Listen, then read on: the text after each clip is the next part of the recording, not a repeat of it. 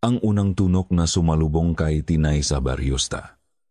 Remedios ay ang humuhuning halik ng hanging amihan sa mga dahon ng tubo. Isang tuno na tila may sariling kaluluwa, isang malungkot na awit na gumagapang mula sa walang katapusang tubuhan na nakapalibot sa kanilang bagong titirhan.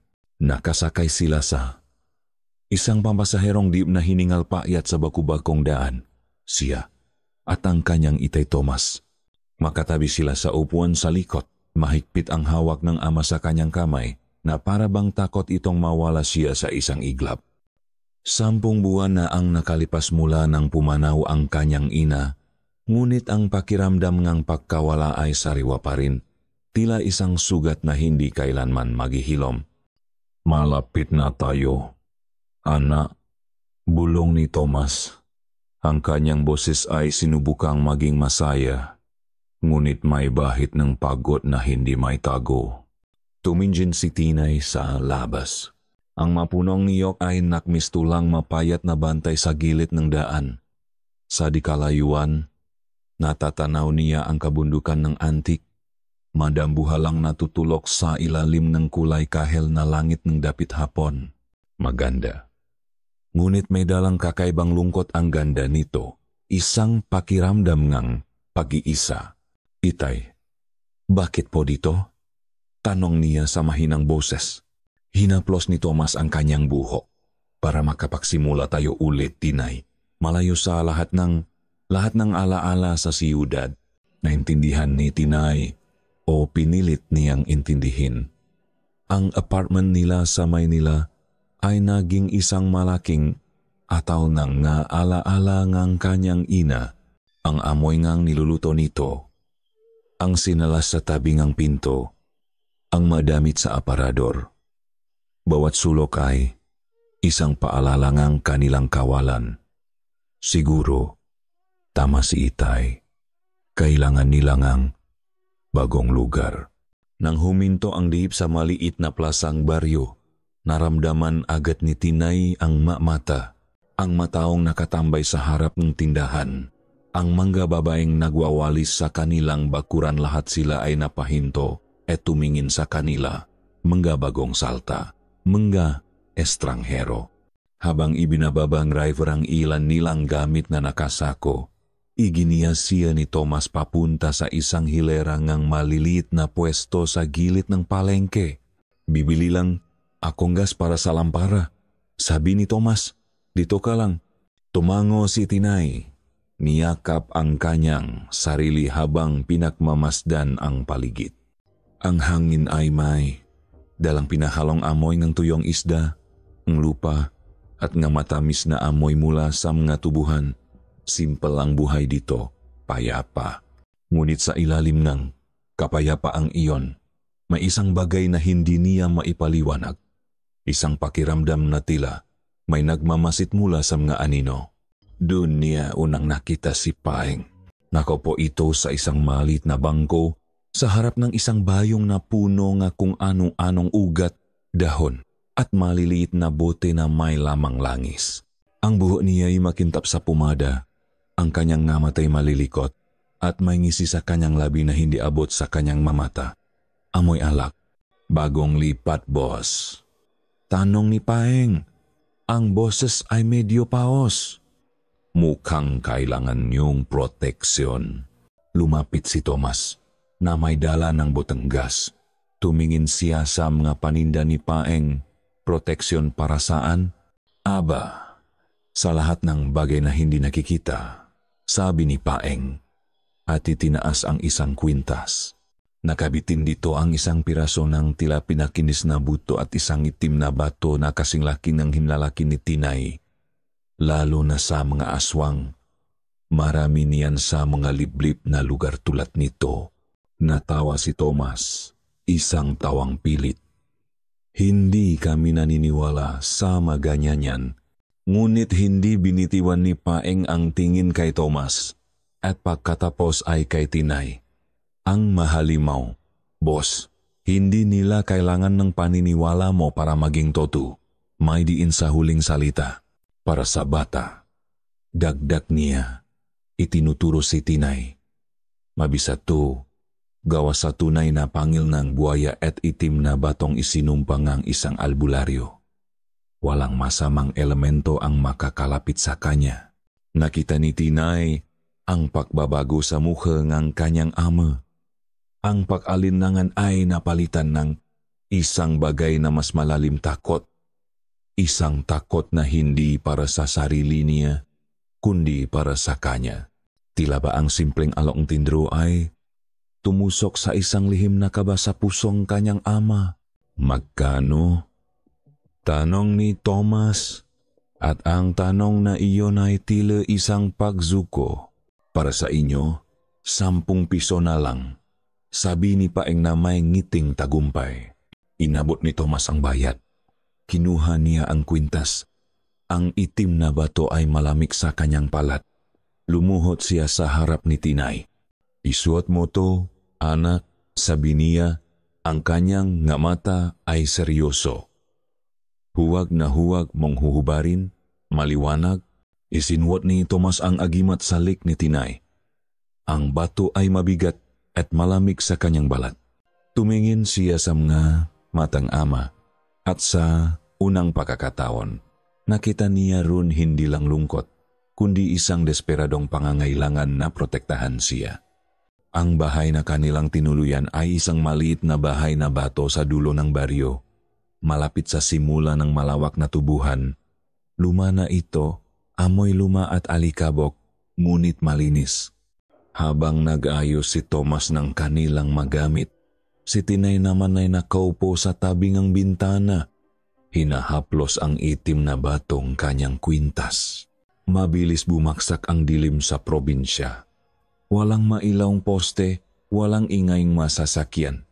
Ang tanging liwanag ay mula sa kanilang gasera na nagbibigay buhay sa maanino sa loob ng bahay. Ang tanging ingay ay ang huningang makuliglig at ang walang tigil na paguningang hangin sa tubuhan. Matulog ka na, ana, sabi ni Thomas matapos ang isang simpleng hapunan kanin at tuyo. Inayos nito ang isang lumang banik sa sahig para kay Tinay. Maaga pa tayo bukas. Umiga si Tinay.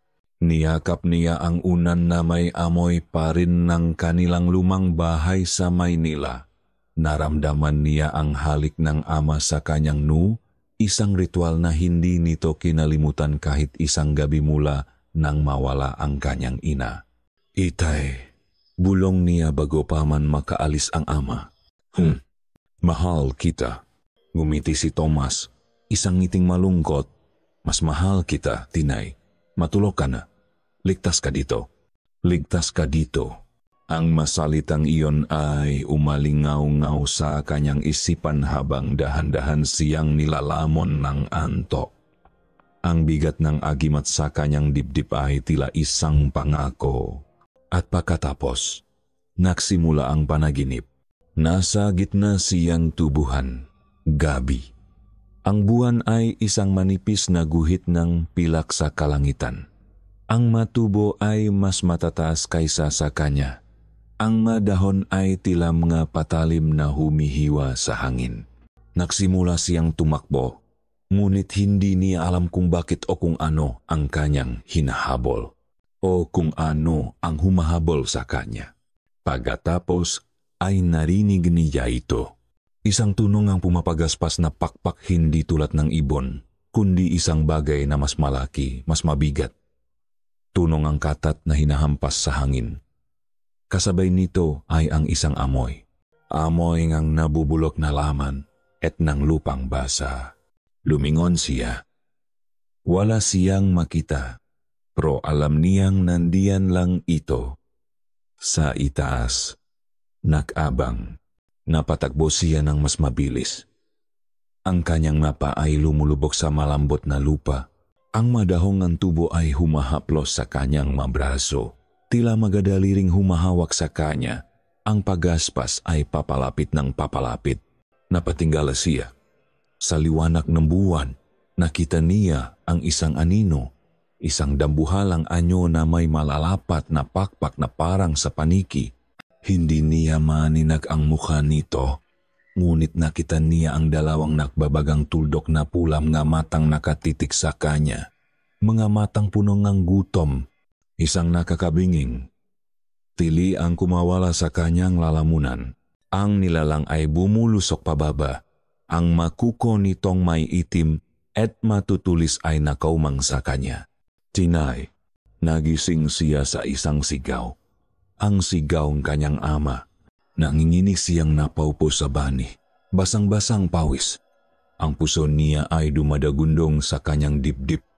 Yakap-yakap siya ni Tomas. Natarantang tumakbo mula sa kabilang kwarto. Anak, anong nangyari? Nanaginip ka ba? Tanong ni Tomas, ang mukha'y punong pag-alala. Tumanggolang si Tinay. Hindi makapagsalita. Niyakap niya ng mahigpit ang kanyang ama, ang kanyang ligtas na kanlungan.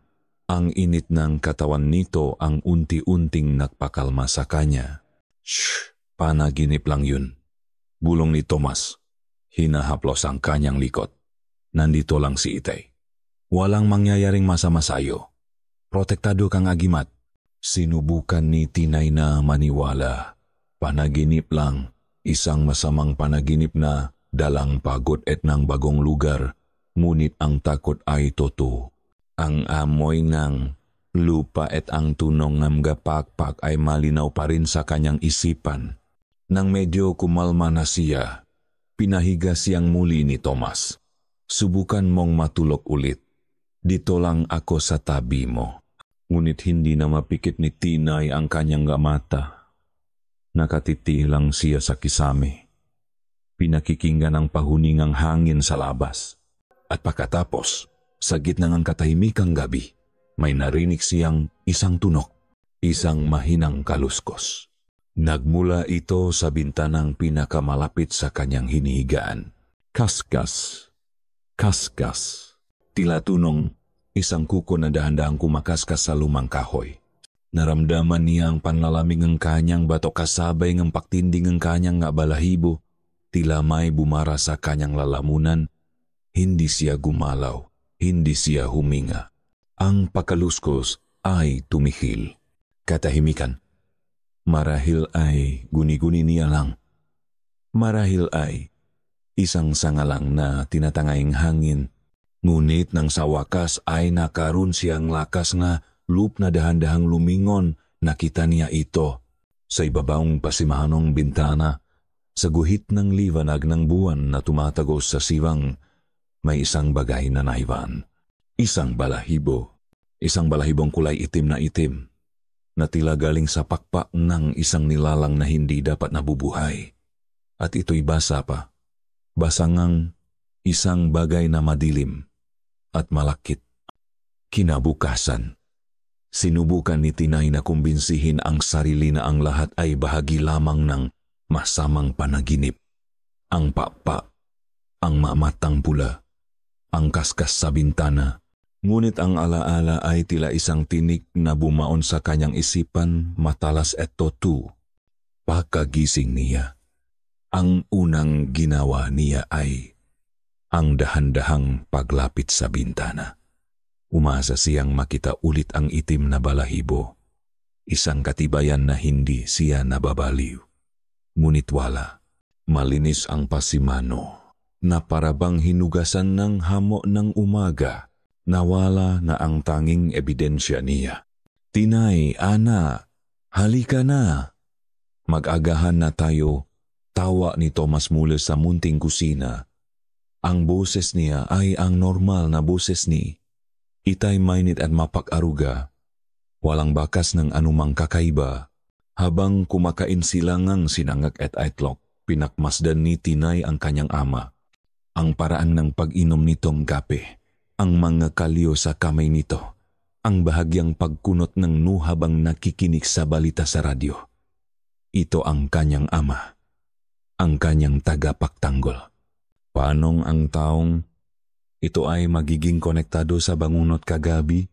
Okay ka lang ba, ana? Tanong ni Tomas. Napansin ang kanyang pakatulala. Masama pa rin ba ang pakiramdam mo dahil sa panaginip? Umiling si Tinay at pilit naan gumiti. Okay lang po, Itay. Baka napagod lang po ako sa bayahe. Ayaw niyang mag-alala pa ito. Ayaw niyang isipin nito na natatakot siya sa bago nilang buhay. Kaya itinago niya ang lahat sa likod ng isang ngiti. Pagkatapos ng agahan, isang pamilyar na sigaw ang narinig niya mula sa labas. "Tinay! Laro tayo!" Iyon si Ben, ang kanyang pinsan. Siya ay 13 taong gulang. Mas matanda ng 1 taon. At ang balat niya ay kayumanggi dahil sa halos maghapong paglalaro sa ilalim ng araw. Siya ang naging una at kaysa isang kaibigan ni Tinay sa lugar na iyon. "Itay, pwede po ba?" Paalam ni Tinay. "Sige, pero huwag kayong lalayo," sagot ni Tomas. "At isuot mo ang kwintas mo." Hinawakan ni Tinay ang malamit na bato sa kanyang lik. Isang paalala ng gabi. Ang paboritong laruan ni na Tinay at Ben ay ang buong baryo. At ang pinakamalaking palaruan nila ay ang tubuhan. Doon sila naglalaro ng taguan, ng habulan, at kung ano-ano pang maisip ng malikot na imahinasyon ni Ben. "Tayo!" sigaw ni Ben at tinapik ang braso ni Tinay. "Bilang ka hanggang 100. Magtatago ako sa tubuhan." Pumikit si Tinay at sumandal sa isang punong iyok. Sinimulan ang pagbibilang. 1, 2, 3. Narinig niya ang papalayo at humihinang ngayabak ni Ben kasabay ng kaluskos ng madahon ng tubo. 90. 100. "Ready ka na ba o hindi? Parating na ako," sigaw ni Tinay. Ang kanyang boses ay puno na katuwaan. Pumasok siya sa tubuhan. Agad siyang nilamon ng berdeng pado ng matataas na halaman. Ang sikat ng araw ay bahagya na lamang tumatagos. Lumilikha ng gumagalaw na anino sa lupa. Ang tanging naririnig niya ay ang sarili, niyang pahinga at ang walang katapusang bulong ng hinsam nga dahon. "Ben!" tawag niya. "Nasaan ka na?" Walang sagot. Ngumiti si Tinay. Magaling talaga magtago ang pinsan niya. Nagpatuloy siya sa paglalakad, maingat na hinahawi ang mga dahon. Ang lupa ay malambot sa ilalim ng kanyang mga paa. 5 minuto, 10 minuto, ang katuwaan ay unti-unting napapalitang ng inip. "Ben, labas na. Suko na ako." Sigaw niya. Medyo malakas na ngayon. Katahimikan lang ang sumagot. Isang malamig na kaba ang nagsimulang gumapang sa kanyang dibdib. Tumingala siya. Ang langit na kanina ay maliwanag na asul ay nagsisimula ng makulay kahel. Palubok na ang araw. "Ben!" Hindi na to nakakatuwa. Ang kanyang boses ay tila kinakain ng tubuhan. Tumakbo siya. Pabalik-balik sa mga pasilyong likhang matubo. Bawat hilara ay magkakamuha. Bawat tunog ng hangin ay tila isang mapanuksong tawa. "Ben!" ang sigaw niya. Ngayon ay puno ng takot. Lumabas siyang tubuhan. Hingal na hingal. Ang kanyang damit ay may mga maliliit na gisi mula sa matatalas na dahon. Tumakbo siya papunta sa bahay ni na Ben, na hindi kalayuan sa kanila. "Tio Romy, Tia Elena," sigaw niya. Habang kumakatok ng malakas sa pinto. Bumukas ang pinto at bumungat ang ina ni Ben, si Tia Elena, na may pagtataka sa mukha. "Oh, Tinay, bakit?" "Si Ben po. Hindi ko po mahanap. Naglaro po kami sa tubuan pero hindi na po siya lumabas." Paliwanag ni Tinay. Nanginginig ang boses. Ang pagtataka sa mukha ni Tia Elena ay biglang napalitan ng matinding pag-alala. "Romy, Romy," sigaw niya papasok ng bahay. Ilang sandali lang, ang balita ay kumalat na parang apoy sa buong baryo. Ang dating tahimik na dapit hapon ay napuno ng sigaw at ng liwanag mula sa mga daladalang lampara at flashlight. Ang magkalalakihang baryo, kasama ang ama ni Tinay at si Tio Romy, ay pumasok sa tubuhan. Sinisuyot ang bawat sulok. Naiwan si Tinay sa bahay ni Ben, katabi ni Tia Elena na walang tigil sa pag-iyak at pagdarasal. Ang bawat minutong lumilipas ay tila isang oras. Ang gabi ay tuluyang bumaksak at kasama nito ang isang mabigat na kumot ng pangamba. Ilang oras ang lumipas. Bumalik ang malalaki, pagod, marumi, at walang daladalang mabuting balita. Hindi nila nakita si Ben. Sinuyot na namin ang buong lugar hanggang sa kabilang dulo, sabing kapitang baryo, ang mukha'y gusot sa pag-alala. Walang bakas. Para siyang bulang naglaho. Si Tio Romy ay napasuntok sa pader. Ang kanyang mukha ay larawan ng galit at kawalan ng pag-asa. May nakakuha sa anak ko. May kumuha sa kanya. Sino naman? Romy? Tanong ang kapitan. Nag-isip si Tio Romy. Pilit na inaalala ang buong araw. At bigla, nanlaki ang kanyang nga mata. Si Paeng. Sabi niya. Ang boses ay nanginginig sa galit. Nakita ko si Ben na kausap yung lasenggong yun kaninang hapon. Malapit sa tubuhan. Pinagtatanong niya ang anak ko. Ang pangalan ni Paeng ay nakbigay ng kuryente sa hangin. Ang nakbebenta ang agimat. Ang estranghero. Ang lasenggo. Siya ang naging perpektong sisihin. Pro para kay Tinay. Ang sinabi ni Tio Romy ay nakdulot ng ibang uri ng takot. Kung si Paeng nga ang may gawa, bakit binentahan nito ang kanyang amangang agimat na dapat ay magbibigay ng protection? Hating gabi na nang umuwi sina Tinay at Tomas. Pagod ang kanyang ama, ngunit ang mata nito ay gising na gising. Puno ngang isang emosyon na hindi mabasa ni Tinay. Matulog ka na. Tinay, sabi lang nito. Bukas, maghahanap ulit kami. Pumasok si Tinay sa kanyang silid, ngunit hindi siya makatulog. Ang imahe ni Ben na tumatakbo papasok sa tubuhan ay paulit-ulit na naglalaro sa kanyang isipan. Ilang sandali pa, nakarinig siyang nguhaw. Tumayo siya para kumuha ang isang basong tubig. Habang naglalakad siya sa madilim na pasilyo, napansin niyang bahagyang nakabukas ang pinto ng kwarto ng kanyang ama. May kaunting liwanag mula sa gasera sa loob. Dahan-dahan siyang lumapit. Iniisip na baka kailangan lang niyang kausapin ang kanyang ama para gumaan ang kanyang loop. Ngunit bago pa man siya makarating sa pinto, narinig niya ito. Isang bulong. Ang boses ng kanyang ama, basak at puno ng pakdurusa. Hindi ito naksasalita sa telepono. Hindi ito kausap ang kahit sino. Kausap nito ang sarili. Patawarin mo ako. Napatigil si Tinay. Ang kanyang mapa ay tila napako sa sahig. Hindi ko sinasadya. Ang masalitang iyon ay tumagos sa katahimikan ng gabi. Bawat pantik ay isang martilyo na pumupukpok sa kanyang puso.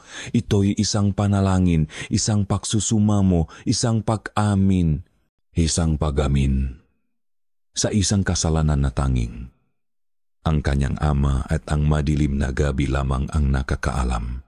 Ang masalitang iyon, patawarin mo ako, hindi ko sinasadya, ay sumama kay Tinay sa kanyang pagtulog at gumising na kasama pa rin niya. Ang mga ito'y tila multo na bumubulong sa kanyang tainga. Isang lason na dahan-dahang kumakalat sa kanyang tiwala. Ang umaga ay sumikat na may dalang kakaibang bigat. Ang karaniwang ingay ngang matandang at nang managahandang magsasaka ay napalitan ng isang mabigat na katahimikan. Ang balitang pakawalan ni Ben ay kumot na bumalot sa buong Baryosta. Remedios, ang pag-asa ay unti-unti nang nagiging takot. Habang nag-almusal, pinanot ni Tinay ang bawat kilos ng kanyang ama. Wala namang nagbago. Hinaluan pa rin nitong gatas ang kanyang kape. Tinanong kung gusto niyang sinangag. Ngunit para kay Tinay, ang lahat ng ito ay isang pag-arte na. Ang normalidad ay naging isang maskara. at desperado niyang gustong silipin kung ano ang nasa likod nito. Sasama ako sa paghahanap ulit. Ana, sabi ni Thomas, ang boses ay pagod. Dito ka lang sa bahay. Huwag kang lalabas. Maliwanag. Tumanggo lamang si Tinay. Ang utos na manatili sa bahay na dati nagbibigay sa kanyang pakiramdam ng seguridad, ngayon ay tila isang paraan para hindi niya makita ang anumang hindi dapat makita. Nang makaalis ang kanyang ama, hindi natis ni Tinay ang manatili sa loob ng bahay. Ang apat na sulok nito ay tila humihigpit sa kanya. Kailangan niyang ang hangin. Kailangan niyang malaman kung ano ang nangyayari. Dahan-dahan siyang lumabas at nagtungo sa plaza, kung saan nakukumpulan ang matao. Doon, sa harap na itindahan ni Aling Nena, natagpuan nila si Paeng. Pinapalibutan siyang makalalakihan ng baryo. Pinangungunahan ni Tio Romy na namumula ang magamata sa galit at puyat. Nasaan ang pamangkin ko? Hayop ka! Sigaw ni Tio Romy. Dinuduro si Paeng. Si Paeng, na amoy alak pa rin kahit umaga pa lang, ay tumawa ng mapakla. Aba, malay ko sa pamangkin mo, baka tinangay ng maduwende sa tubuhan. Isang malakas na kwelyo ang sumalubong sa kanya mula kay Tio Romy. Huwag mo akong pinagloloko, Paeng. Nakita kayong nag-usap. Anong sinabi mo sa bata? Wala. Sigaw pabalik ni Paeng. Nakbo pumiglas. Tinanong ko lang kung gusto niyang bumili ng anting-anting. Katulad ng binili ng mga batang yan.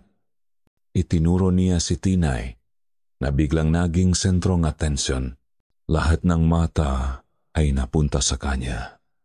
Naramdaman ni Tinay ang paginit ng kanyang pisngi. Hinawakan niya ang agimat sa kanyang lik. Anong ginalaman ng anak ni Thomas dito? Tanong kapitan. Basta. Wala akong kinalaman diyan. Paktanggi ni Paeng. Bitiwan niyo ko. Ang gulo ay nagpatuloy. Punong nga sigawan at pakbabanta. Ngunit ang isip ni Tinay ay lumilipat sa ibang lugar. Ang paktanggi ni Paeng, kahit palasing ito, ay may bahid ng katotohanan. At ang masalitang narinig niya mula sa kanyang ama ay mas mabigat pa kaysa sa anumang akusasyon na ibinabato kay Paeng. Umalis si Tinay mula sa kumpulan. Ang puso niya ay kumakabok.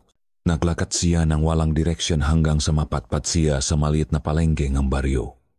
Doon, sa isang pwesto sa dulo, sa ilalim ng isang luma at punit-punit na payong, nakaupo ang isang matandang babae. Ito si Lola Sepa. Ang buhok niya ay puting-puti na parang sinulit. Ang kanyang mukha'y kulubot na parang pinatuyong prutas. At ang kanyang matay maitim at malalim, tila nakikita nito hindi lang ang iyong anyo, kundi pati ang iyong kaluluwa. Iniwasan siyang matagabaryo. Sabi nila, isa siyang mangkukulam.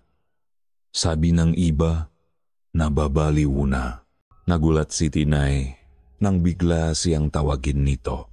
Bata, sabi ni Lola Sepa. Ang boses ay mahina at karalgal. Parang tuyong dahon. Lumapit ka. Nag-alangan man, lumapit si Tinay. Hindi tumingin si Lola Sepa sa kanyang mukha. Ang mata nito ay nakatitik sa isang bagay sa kwintas na nakasabit sa kanyang lik. Itinaas ng matanda ang isang butuhan at nanginginik na kamay at itinuro ang agimat. Maganda, bulong nito. Matibay ang pakakagawa. Hindi alam ni Tinay kung ano ang isasagot. Bigay po ang ngitay ko para po sa proteksyon. Isang kakaibang ngiti ang gumuhit sa malabi ni Lola Sepa. Isang ngiting walang bahid ng saya. Dahan-dahan nitong ibinaling ang tingin mula sa kwintas papunta sa mamata ni Tinay. Ang titik nito ay tumagos hanggang sa kaibuturan niya. Ang kulungan ay hindi laging gawa sa rehas. Iha, sabi ngang matanda sa mahinang boses. Minsan, ito'y gawa sa pananampalataya. Pagkatapos sabihin iyon, tumalikot na si Lola Sepa at nagsimulang ayusin ang kanyang mapanindang ugat at dahon. na parabang tapos na ang kanilang usapan. Naiwan, si Tinay na nakatayo ron. Tulala, kulungan, pananampalataya. Ang masalita ay paulit-ulit na umikot sa kanyang isipan. Walang kahulugan ngunit nag-iwan ng isang malamig na takot. Bumalik siya sa kanilang bahay na gulong-gulo ang isip. Ang araw ay lumipas na mabagal at mabigat. Nang bumalik ang kanyang ama nung dapit hapon, dala nito ang parehong balita. Wala pa rin si Ben. Dala rin nito ang amoy ng pagod at ng isang kalungkutang hindi may paliwanag. Kinagabihan, halos hindi na sila nag-usap. Ang katahimikan sa kanilang hapakainan ay mas maingay pa kaysa sa mga sigawan sa plaza kaninang umaga. Pagkatapos kumain, magang pumasok sa kanyang silid si Tomas. Matulog ka na rin. Anak, sabi nito, hindi man lang tumitingin sa kanya. Pagod na pagod ako. Humiga si Tinay sa kanyang banig, ngunit ang pagtulog ay malayo sa kanyang diwa. Ang mga mata ni Lola Sepa, ang sigaw ni Tio Romy, ang paktanggi ni Paeng, at ang bulong ng kanyang ama lahat ay nagahalo sa kanyang isipan. Lumilihang isang nakakabaliw na ingay. Hating gabi na. Ang tanging naririnig na lang ay ang huningang ngakuliglig. Tumayo si Tinay. Naisip na silipin ang kanyang ama na baka sakaling sa pagtulog nito ay makahanap siya ng kapayapaan sa mukha nito.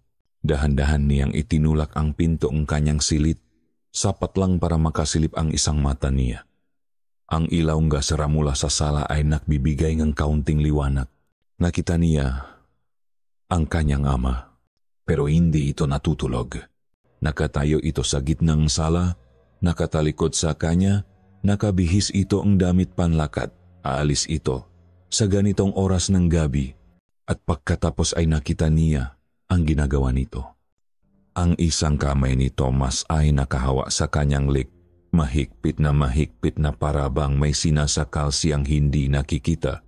Ang kanyang nga balikat ay nanginginig. Dahan-dahan itong lumingon. Hindi papunta sa direksyon ni Tinay, kundi papunta sa bintana.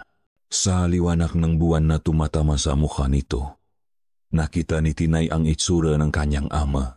Ang mukha nito ay nababalot na matinding paghihirap. Ang kanyang nga mata ay nakapikit ng mariin. Ang kanyang malabi ay nakdurugo sa tindingang pagkagat niya rito. At ang maugat sa kanyang ligat no ay litaw na litaw. Ito ay mukhang isang taong lumalaban sa isang kahoy na nasa loop mismo ng kanyang katawan. Isang mukhang purong-purong pagdurusa. Pagkatapos ngang ilang sandali, dahan-dahan itong naglakat papunta sa pinto, binuksan ito ng walang kahit anong ingay at lumabas sa madilim na gabi. Naiwan si Tinay sa likod ng pinto, naninigas. Ang kanyang hininga ay tila isang piraso ng yelo sa kanyang lalamunan. Ang kanyang ama, ang kanyang bayani, ang kanyang tagapagtanggol ay may isang lihim na dinadala sa kadiliman ng gabi. At ngayong gabi, sinundan niya ito. Ang bawat segundo matapos isarang kanyang ama ang pinto ay tila isang walang katapusang oras para kay Tinay. Nanatili siyang nakatayo sa likod ng kanyang pinto, naninigas, pinakikinggan ang bawat tunong gabi, ang huni ng kuliglig, ang pagaspas ng dahon sa tubuhan, ang tibo ng sarili niyang puso lahat ay tila nagsasabwatan upang palakasin ang nakakabinging katahimikan na iniwan ni Tomas. Saan siya nagpunta? Ano ang gagawin niya sa gitna ng adiliman? Bumalik siya sa kanyang banig, ngunit hindi para matulog. Humiga siya ng nakatagilit, nakaharap sa pinto ng kanyang silid. Ang kanyang mata ay dilat na dilat sa dilim, naghihintay. Ang agimat sa kanyang dibdib ay hindi na nagbibigay ng pakiramdam ng proteksyon. Ito'y naging isang malamig at mabigat na paalala ng lihim. Lumipas ang ilang oras. Ang buwan ay nagsimula ng magtago sa likod nga ulap. Ang hangin ay lumamig. At nang ang kadiliman sa labas ay nagsimula ng maging kulay abo, hudyat ng papalapit na bukang liwayway, narinig niya ang isang mahinang kalusko sa pinto sa sala. Dahan-dahan itong bumukas at sumara. Halos walang ingay. Narinig niya ang mga mabibigat na yabag ng kanyang ama, pagod at mabagal. Agad na ipinikit ni Tinay ang kanyang mata. Hinabol ang kanyang hininga upang maging kalmado at pantay, nakukunwaring mahimbing na natutulog. Dumaan si Tomas sa tapat ng kanyang silid. Naramdaman ni Tinay ang paginto nito. Naramdaman niya ang mamata nitong nakatingin sa kanya sa dilim. Isang sandaling ang pananahimik. Pagkatapos ay nakpatuloy ito sa paglalakad papunta sa sarili nitong kwarto. Hindi na nakatulog si Tinay. Hinintay niya lang na magliwanag nang tawagin siya ni Tomas para mag-agahan. Lumabas si Tinay na may dalang pinahalong takot at pagkukunwari. Nakaupo na ang kanyang ama sa hapak, nakasalin ng kape. Ang itsura nito ay larawan ng matinding pagod. May maitim na bilog sa ilalim ng mata nito at ang kanyang mabalikat ay tila bumibigat. Magandang umaga, Ana, bati nito. Ang boses ay mababa at pagod. Magandang umaga po, sagot ni Tinay, umiiwas ng tingin. Napansin niya agad ang damit nito. Ang pantalon na suot nito ay may mga tuyong putik sa laylayan. Ang kanyang mga kuko ay may mga itim na dumi at may isang amoy. Isang amoy na hindi niya mawari noong una. Amoy nga lupang basa. Amoy ngamok. At may iba pa. Isang bagay na tila malansa, na pilit tinatabunan ng amoy nga kape. Galing po kayo sa labas kagabi, Itay. Tanong ni Tinay, sinubukang gawing simple at inosente ang kanyang tanong. Tumango si Tomas. Hindi tumitingin sa kanya, nakatuon sa pagigop ng kape. Oh, sumama ako ulit sa Mantanot. Nahanap kami buong gabi. Baka sakaling makita namin si Ben. Gusto ni Tinay na maniwala. Gustong-gusto niyang maniwala. Iyon ang pinakamadaling gawin. Iyon ang dapat gawin ng isang anak na nagmamahal sa kanyang ama. Ngunit ang imahe ng mukha ng kanyang ama kagabi ang pagdurusa. Ang pakikipaglaban ay hindi umaalis sa kanyang isipan. Hindi iyon ang muhang isang taong simpleng tutulong lang sa paghahanap. Habang inihahay niya ang sinangak, napansin niya ito. Sa kanang brasong kanyang ama, malapit sa siko, may isang mahabang galos. Mapula pa ito, sariwa. Pilit itong tinatakpan ng manggas ng kanyang damit. Ngunit sa isang saglit na pag-unat nito ng kamay para abutin ng asukal, nakita ito ni Tinay ng malinaw. Mahaba at malalim. Tila gawang ang isang bagay na matalas.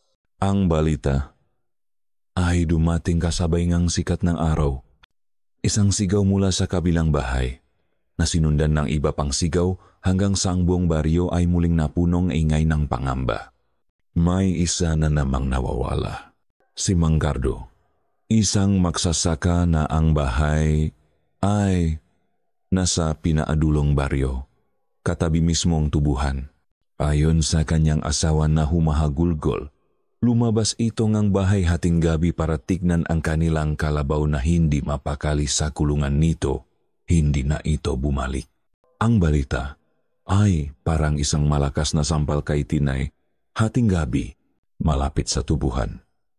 Ang kanyang ama na umalis, ang maputik sa pantalon nito, ang sariwang galos sa braso. Ang mapirasong palaisipan ay nagsisimulang makabit-kabit sa kanyang isipan. Bumubuong isang larawan na kasindak-sindak. Hindi pwede. Nakakamali lang siya. Mananatili ulit ako sa Mantanot. Tinay, sabi ni Tomas. Tumatayo na. Doble na ang panganib. Kailangan naming mahanap kung sino man ang may gawa nito. I-lock mo ang pinto. Huwag kang magpapapasok ng kahit sino Tumango lang si Tinay. Hindi makatingin ng diretso sa mga mata nito. Nang mag-isa na lang siya sa bahay, naramdaman ni Tinay na hindi siya mapakali. Ang pagdududa ay parang lason na gumagapang sa kanyang ugat. Kailangan niyang gumawang isang bagay na normal, isang bagay na ordinaryo para labanan ang kabaliwan na nararamdaman niya. Nakpasya siyang maglaba. Kinuha niya ang maruruming damit nila kasama na ang pantalon na suot ng kanyang ama kaninang umaga. Dinala niya ito sa likod bahay, sa may poso. Ang pag-igip ng tubig, ang pagkuskos ng sabon sa damit, ang mga simpleng gawaing ito ay nagbigay sa kanyang panandaliang ginhawa. Sinimulan niya sa pantalon ni Tomas. Bago ito basahin, kinapo niya ang mabulsa, isang bagay na laging ipinapaalala sa kanyang ina. Walang laman ang kaliwang bulsa, walang laman ang kanang bulsa. Ngunit sa maliit na bulsa sa likod, naramdaman ng kanyang daliri ang isang bagay na maliit at malambot. Inila niya ito palabas. Ito ay isang maliit na pirasong tela, punit. Kulay asul na may puting linya. Bumubuong isang checkered na pattern. Nanigas si Tinay. Ang kanyang pahinga ay huminto. Ang hawak niyang sabon ay nahulog sa lupa. Kilala niya ang talang ito. Kilalang-kilala niya.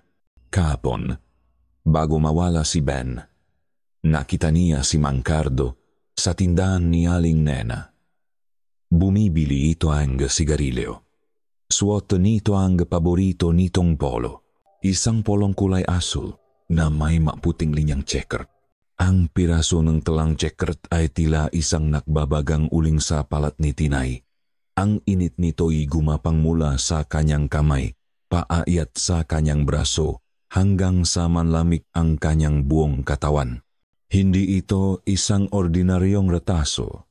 Ito ay isang hatol, isang katibayan na nag-ugnay sa kanyang ama sa pagkawalan ni Mang Cardo.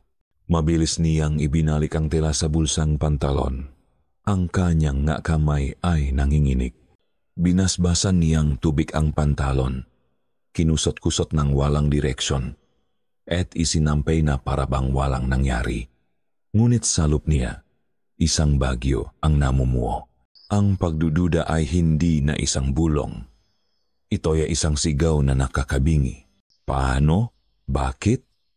Ang kanyang ama na nag-aalaga sa kanya, na nagbabasa sa kanya na kwento bago matulog, na nangakong poprotektahan siya paanong ang taong ito ay may kinalaman sa karahasang nagaganap sa baryo. Hindi niya kayang harapin ang ama. Hindi niya kayang tanungin ito. Dahil natatakot siya sa isasagot nito. O sa hindi nito isasagot. May isang tao lang siyang naisip na maaaring makaintindi. Isang tao na tila may alam sa mga bagay na hindi nakikita ng karamihan. Lola Sepa. Hindi siya nagpaalam. Hindi niya inisip kung ano ang sasabihin ng kanyang ama kapag nalaman nitong umalis siya. Ang tanging nasa isip niya ay ang masalitang matanda. Ang kulungan ay hindi laging gawa sa rehas. Ito'y gawa sa pananampalataya. Nilakad niya ang pamilyar na daan patungo sa palengke. Ang matao sa paligid niya ang kanilang mga mukha na puno ng takot at pag-usap na pabulong ay tila nasa likod ng isang makapal na salamin. Hindi niya sila marinig. Ang tanging naririnig niya ay ang malakas na kabo ng kanyang dibdib. Natakbuhan niya si Lola Sepa sa dati nitong pwesto. Nakupo sa isang maliit na bangko. Inaayos ang mga tuyong dahon sa isang bilao. Ang mga mata nito'y nakapikit na para bang nakikinig sa isang awit na siya lang ang nakakarinig. Lola. Nagsimula si Tinay. Ang boses niya ay basak. Dahan-dahang iminulat ni Lola Sepa ang kanyang mata. Walang gulat, walang pagtataka, na parabang inaasahan na niya ang kanyang pagdating.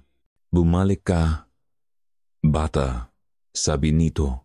Ang boses ay kalmado.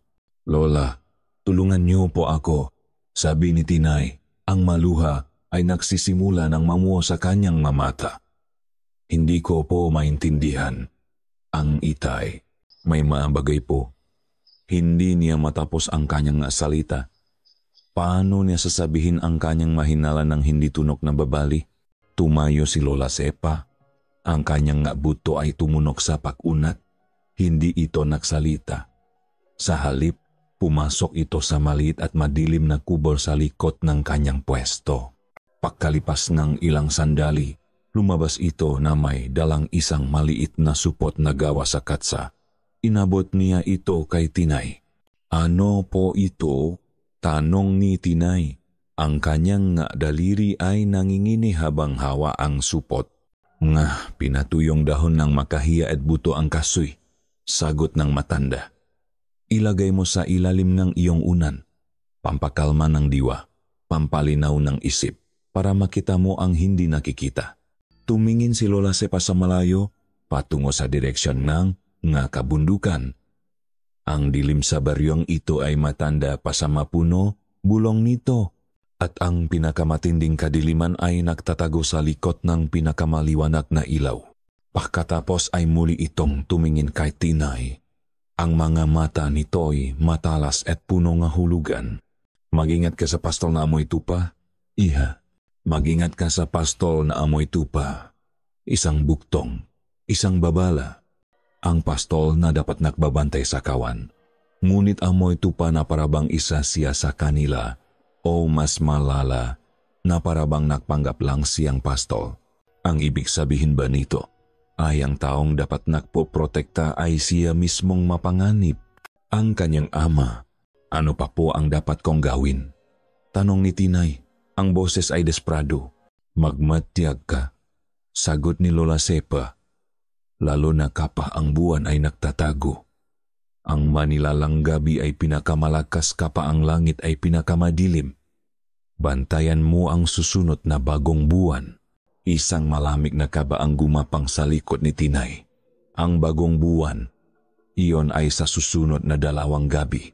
Umalis si Tinay sa palengke na may dalang supot ng gadahon at isang isip na mas lalong naguguluhan ngunit mayroon ng direksyon. Ang masalita ni Lola Sepa ay hindi nagbigay ng masagot, ngunit nagbigay ito nga kasangkapan, pampakalma, pampalinaw ng isip, magmatiyag. Habang naglalakad siya pabalik sa kanilang bahay, natanaw niya ang isang kaguluhan malapit sa may tulay.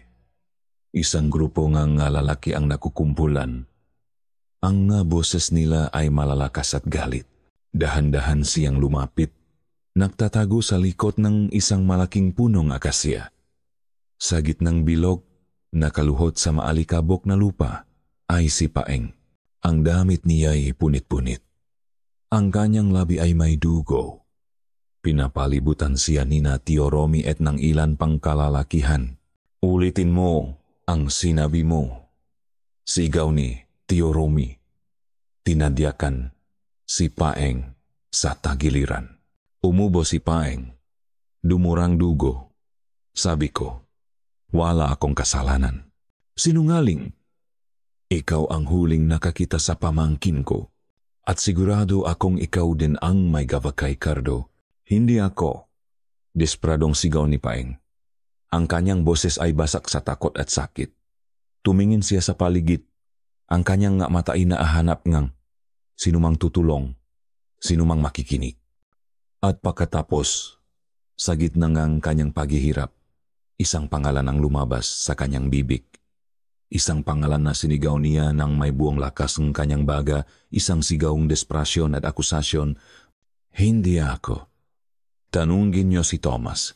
Tanungin niyo siya para saan ang agimat na yan. Isinara ni Thomas ang pinto ng kanilang bahay. Ang bawat hibla ng kanyang kalamnan ay sumisigaw sa pagod. Ngunit hindi ito ang pagod ng isang taong magdamag na nahanap. Ito ay ang pagod ng isang taong magdamag na lumaban. Tiningnan niya ang kanyang makamay sa dilim. Kahit hindi niya makita ng malinaw. Alam niyang may mga lupa pa rin sa ilalim ng kanyang makuko. Amoy ngang basang damo at dugo. Ang amoy ay nanunuot sa kanyang ilong. Isang pamilyar at kasuklam-suklam na pabango. Ang gutom. Nandoon na naman. Ito'y hindi ordinaryong gutom. Ito'y isang dambuhala sa lup niya. Isang halimaw na may sariling isip. Kumakaskas sa lup ng kanyang tiyan. Bumubulong ng makarumal-dumal na bagay sa kanyang isipan. Pumasok siya sa kanyang silid at naupo sa gilid ng kama. Ang kanyang ulo ay nasa pagitan ng kanyang ngapalat. Ang agimat sa kanyang lig. Ang pekeng agimat na ipinagawa niya kay Paeng para lang may pakita kay Tinay ay walang silbi. Ang tunay na kulungan, ang tunay na agimat ay nasa lup niya, ang kanyang pagmamahal para sa kanyang anak. At ang kulungang iyon ay unti-unti nang bumibigay. Napapikit siya at ang maalaala ay bumalik na parang isang marahas na alon. Nasa isip niya ang kanyang ama. Hindi ang amang malakas na nagbubuhat ng sako ng bigas, kundi ang amang nasa banik ng karamdaman. Payat, naninilaw ang mga mata, at ang balat ay tila dumidikit na sa mga buto. Tomas, lumapit ka. Utos kanyang ama. Ang boses ay garalgal. 15 taong gulang pa lang siya nun. Punong takot, lumapit siya. Ang amoy sa silit ay amoy ngang sakit et ng isang bagay na mas luma pa amoy ngang lupa et ng namuong dugo. Hinawakan ng kanyang ama ang kanyang kamay. Ang hawak nito'y mahina ngunit may desperasyon. Wala na akong oras, bulong nito. Kailangan kong isalin. Kung hindi, susundan ako nito kahit sa kabilang buhay. At maghahanap itong iba. Maghahanap itong kadugo. Ikaw ang hahanapin ito, Tomas. Ano po ang isasalin? Itay? Tanong niya. Nanginginig, hindi sumagot ang kanyang ama. Sa halip, nagsimula itong bumikas ng nasalita sa isang langwahang hindi niya maintindihan. Mga salitang matatanda at mabibigat. Kasabay nito, idiniin nito ang kanyang hinlalakisano ni Tomas. Naramdaman ni Tomas ang isang bagay na malami, isang bagay na buhay at masama na gumapang mula sa daliri ng kanyang ama, papasok sa kanyang balat, dumadaloy sa kanyang maugat. Patawarin mo ako, anak, ang huling sinabi ng kanyang ama bago nito binawian ng buhay. Iyon ang simulang sumpa. Ang minana niyang gutom. Ang halimaw na nagpapalit ng anyo sa gabi, na ang tanging kinakain ay ang laman at lamang lup ng tao. Ang unang nagligtas sa kanya ay ang kanyang asawa, si Elena, ang ina ni Tinay. Alam nito ang lahat. Noong una ay natakot ito, ngunit nanaig ang pag-ibig. Siya ang naging angkla ni Tomas. Siya ang naaral ng malumang dasal, ng mga halamang gamot na nakakapagpakalma sa halimaw. Siya ang lumikha ng isang agimat na gawa sa kahoy. Ang puno ngang sinukwa na titim na bato mula. Sa puso ngang isang bulkan, isang agimat na kayang ikulong ang halimaw sa lup. Basta't malakas ang kanyang pananampalataya at pag-ibig. Sa lup ng maraming taon, gumana ito. Nabuhay sila ng normal.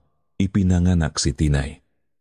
At sa kauna-unahang pagkakataon sa buhay niya, naramdaman ni Tomas ang pag-asa, ngunit ang halimaw ay tuso.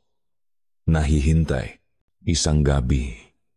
Sa kalasingan at pagod mula sa trabaho, nakalimutan ni Tomas, nadasalan ang agimat, isang maliit na pagkakamali, isang nakamamatay na pagkakamali. Ang sumunod na tagpo ay isang malabong bangungot, isang sigaw, ang tunok ng nababasak na gamit, ang amoy ng dugo sa sarili niyang tahanan. Nagising siya kinaumagahan sa sahig ng kanilang sala, hubat at nanginginig, at sa tabi niya, nakahandusay si Elena. Ang kanyang minamahal na asawa, ang kanyang angkla, wala ng buhay. Ang mga mata nito'y dilat sa takot, nakatingin sa kisame. Ang dibdib nito, wasak. Iyon ang gabing namatay din ang isang bahagi ni Tomas. Idinilat ni Tomas ang kanyang nga mata. Ang nga luha ay tumutulo na sa kanyang nga pisngi. Ang sakit nga laala ay kasing sariwa ng sakit ng gutom sa lup niya. Kaya sila napatpatsasta. Remedios, isang paktakas, isang paktatago. Akala niya, sa isang liblib na lugar, malayo sa lahat, makokontrol niya ito. Akala niya, ang pagmamahal na lang niya para kay Tinay ay sapat na para palakasin ang agimat. Ngunit nakamali siya. Ang halimaw ay mas nagiging malakas. Ang agimat ay humihina. Bawat gabi, ang paglaban ay mas nagiging mahirap. Si Ben, si Mang Cardo, hindi niya sinasadya. Ang maiyon ay maaksidente. Mapagkataong nanig ang gutom kahit sa isang iglap lang bago niya muling may kulong ang sarili. Tumayo siya. Ang kanyang mabinti ay nanginginig. Kailangan niyang makita si Tinay. Kailangan niyang paalalahanan ang sarili kung bakit siya lumalaban. Dahan-dahan, siyang naglakad papunta sa silid ni Tinay. Bahagya niyang itinulak ang pinto. Doon, sa liwanag ng buwan na tumatagos sa bintana, nakita niya ang kanyang anak na mahimbing na natutulog. Ang kanyang mukha ay payapa. Ang kanyang pahinga ay malumanay. Ang kanyang munting anghel. Ang tanging dahilan kung bakit siya nabubuhay. Isang matinding pagmamahal ang bumalot sa puso ni Tomas. Isang pagmamahal na halos kasing sakit ng pisikal na kirot. Patawarin mo ako, anak. Patawarin mo ako sa lahat. Nagsimulang mamasa ang kanyang nga mata. Gusto niyang pumasok, yakapin ito at sabihin ang lahat. Gusto niyang sumiga, humingi ng tulong. Ngunit may isa pang boses sa kanyang isipan. Isang boses na hindi kanya. Isang boses na malamig, sinauna at punong gutom, isang garalgal na bulong. Sa riba, napaurong si Tomas. Ang kanyang mamatay ng lalaki sa takot. Ang boses ay nagpatuloy. Mas malinaw ngayon, tila isang pang-aakit mula sa impyerno. Mukhang masarap. Ang sigaw ni Paeng ay umalingaw-ngaw sa buong baryo. Ngunit para kay Tinay, ito'y tumama nang may bigat ng isang malaking bato. Tanungin niyo si Tomas. Tanungin niyo siya para saan ang agimat na yan. Umalis siya bago pa man siya makitang sinuman. Ang kanyang puso ay dumadagundong. Isang mabilis na tambol na kasabay ng kanyang hakbang pauwi. Ang babala ni Lola Sepa, ang pagalis ng kanyang ama tuwing gabi, ang retaso ng damit ni Mang Cardo, at ngayon, ang despradong sigaw ni Paeng lahat ay mga pirasong isang palaisipan na ayaw buuin ng kanyang isipan dahil natatakot siya sa mabubuong larawan. Pag-uwi niya, dinala niya ang supot ng gadahon at buto na bigay ni Lola Sepa at itinago sa ilalim ng kanyang unan. Ang amoy nito'y kakaiba, isang pinahalong bango ng lupa at pait. Gabi na nang umuwi ang kanyang ama. Ang isura nito'y mas pagod pa kaysa sa mga nakaraang araw. May bago ng galos sa kanyang pisngi. Sinabi nito na nakpambuno sila ni Paeng nang subukan nilang hulihin ito at nakatakas ang huli. Naniwala ang taga-baryo. Ngunit si Tinay hindi na. Ang bawat salita ng kanyang ama ay tunok kasinungalingan na. Malapit na ang bagong buwan. Tinay, sabi ni Tomas habang nakahapunan sila. Sabi ngang maatatanda, mas mabagsik daw ang masasamang elemento sa magabing ganyan. Huwag na huwag ang lalabas ng bahay. Kahit anong mangyari. Pangako, Tumingin si Tinay sa mga matang kanyang ama. Dun, sa likod ng pag-alala, may nakita siyang isang bagay na mas malalim. Takot. Ngunit hindi ito takot para sa kanya. Ito ay takot ng isang taong alam na may paparating na panganib na hindi niya kayang kontrolin. Pangako, Itay, sagot ni Tinay. Ang kanyang boses ay isang mahinang bulong. Kinagabihan, hindi natulog si Tinay. Ang mga salita ni Lola Sepa ay malinaw sa kanyang isipan. Magmatya ka, lalo na kapag ang buwan ay nagtatago. Ang gabi ngang bagong buwan, ang langit ay isang itim na kumot na walang bituin, walang buwan. Ang kadiliman sa labas ay tila may sariling bigat na pumapasok sa mga siwangang bintana at pinto. Nakahiga si Tinay sa kanyang banik, nakikiramdam. Ang buong bahay ay tahimik, ngunit ito'y isang mapanlinlang na katahimikan. Bandang hating gabi, narinig niya ito. Ang pamilyar na tunog ng dahan-dahang pakbukas ng pintong silid ng kanyang ama.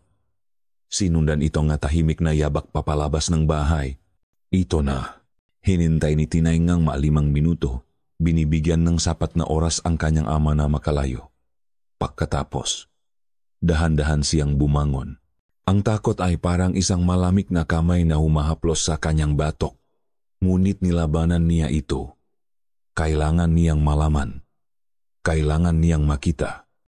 Binuksan niya ang pinto, lumabas sa madilim na gabi. Ang hangin ay malamig at mabigat. Sinundan niya ang pamilyar na daan patungo sa tubuhan kung saan palaging nawawala ang kanyang ama. Ang tubuhan sa gabi ay isang ibang mundo. Ang mga matataas na halaman ay tila mga itim na pader na bumubuang isang labirinto. Ang bawat pagaspas ng dahon ay tunong ng isang multo. Ang bawat anino ay tila may buhay.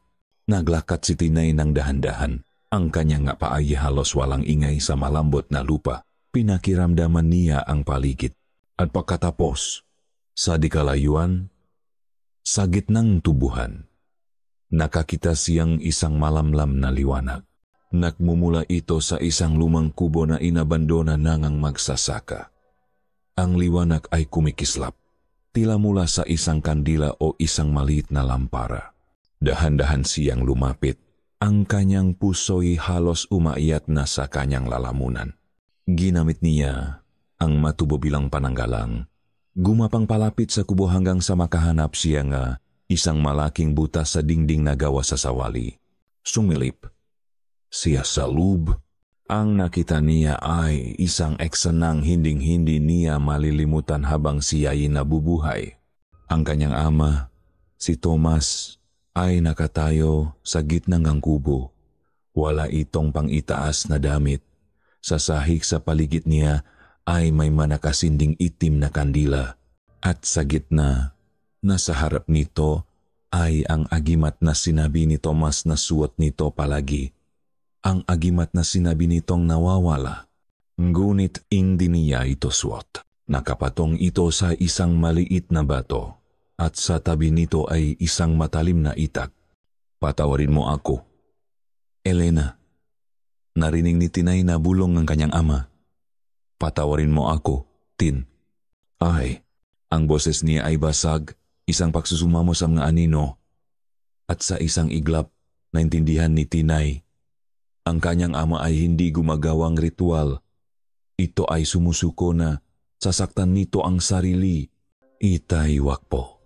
Ang gustong isigaw ni Tinay, ngunit walang boses na lumabas sa kanyang lalamunan. Ang takot na baka marinig siya ay mas malakas. Itinaas ni Thomas ang matalim na ita. Ang kislap ngang bakal ay sumayaw sa liwanag ng mga kandila.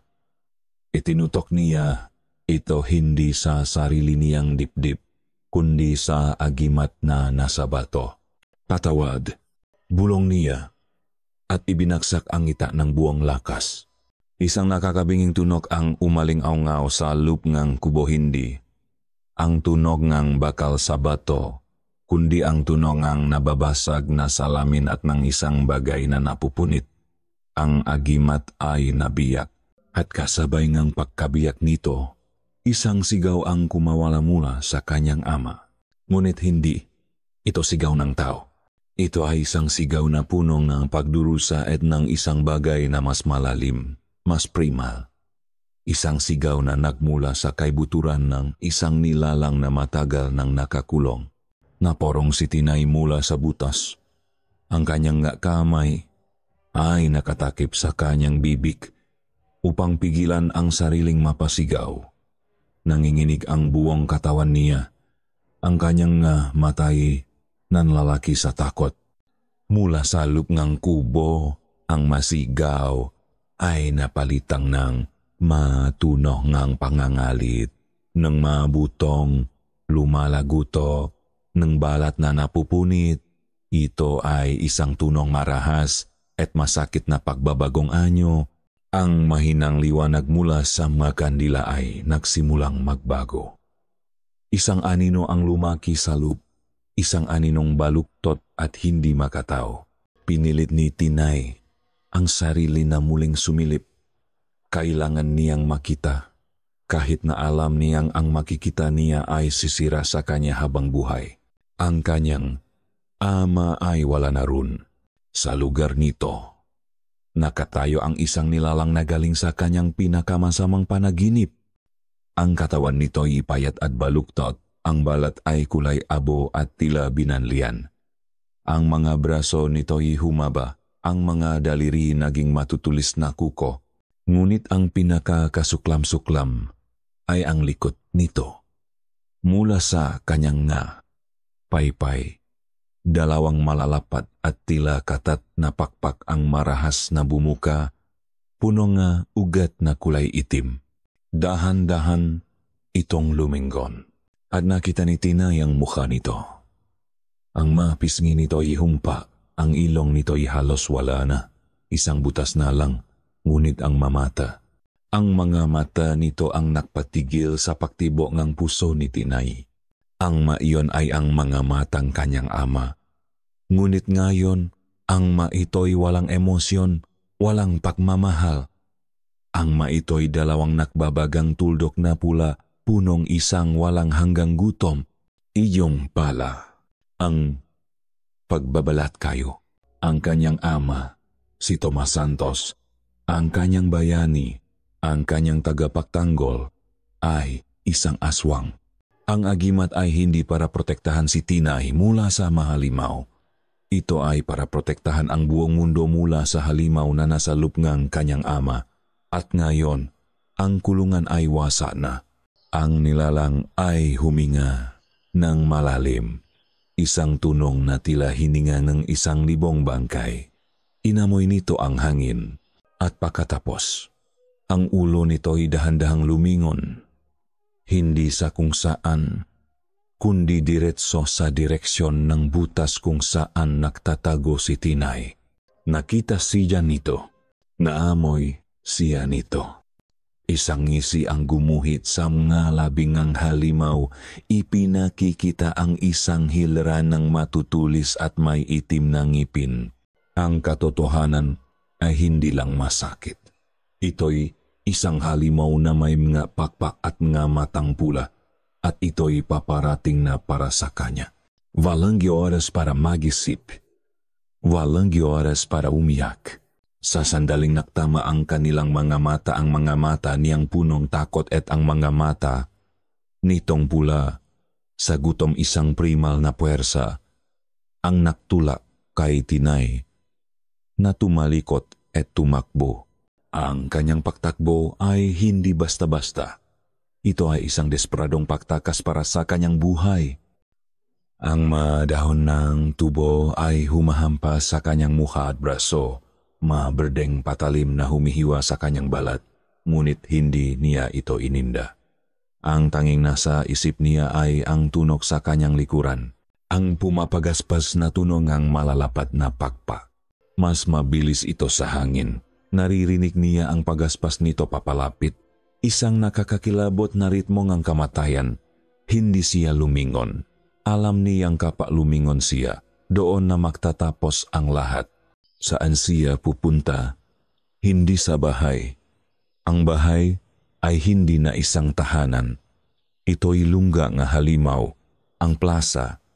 Masyadong malayo, ang mabahay ngang kapitbahay, walang makakaintindi, walang maniniwala hanggat hindi pahuli ang lahat. Isa lang ang lugar. Isa lang ang tao. Lola Sepa.